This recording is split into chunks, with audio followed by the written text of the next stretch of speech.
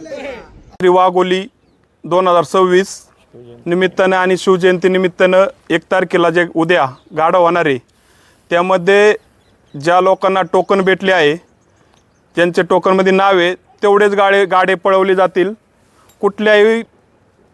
कसल्याही पद्धतीने बिगर टोकनचा गाडा पळवू दिला जाणार नाही आहे। गाडे हे टोकन पद्धतीनेच होतील। जो टायमिंग दिलेला आहे आपण त्या टोकनवरती त्या पद्धतीने होतील। गाडा मालकाने सर्व नोंद घ्यावी। जर कुणाचा टोकन हुकून गेला तर त्याला परत संधी दिली जाणार नाही। कमिटी त्याला जबाबदार राहणार नाही। कुणी यायचं आणि उगं गर्दी करायचं तसलं चालणार नाही। गाडे जर टाइम भेटला तर त्यांना टोकन हुकून दिला टोकन हुकून गेलेल्यांना संधी द्यायची का नाही ते कमिटी ठरवली जाईल। आणि कोणत्याही गाडा गाववाल्यांच्या नाव बिगर टोकनचा येणार गाववाल्यांच्या नाव पळवायचं पाहणार ते गाववाल्यांच्या नाव पळवू दिला जाणार नाही टोकन नसन तरी। त्यामुळं तेवढं गाडा मालकांनी सहकार्य करा।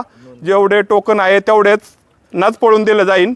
ज्या गाड्या मालकांचे टोकन फी आलेलं नाही त्या गाड्या मालकांचे टोकन वजा केलेले आहे त्यामुळे त्यांनाही संधी दिली जाणार नाही। या सर्व गाड्या मालकांनी नोंद घ्यावी। उत्सवानिमित्ताने आणि शिवजयंती निमित्तानं या ठिकाणी उद्या वाघोलीमध्ये भव्य बैलगाडा शर्यत उद्या संपन्न होत आहे। तरी सर्व गाडा मालकांना विनंती आहे की उद्या सकाळी 7:30 वाजता पहिला गाडा या ठिकाणी जुंपला जाईल।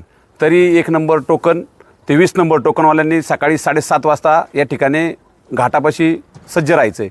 आणि कोणत्याही प्रकारचं कोणत्याही गाडा मालकांना मध्ये आधी गाडी पळून दिले जाणार नाही। सर्व गाड्या मालकांनी याची नोंद घ्यायची कारण की आम्हाला उद्या फायनल पण या ठिकाणी घ्यायची। त्याच्यामुळं कोणत्याही गाडा मालकांनी मध्ये आधी गाडा आणू नये अशी सर्व आमच्या कमिटीच्या वतीने सर्व गाडा मालकांना ही विनंती राहील।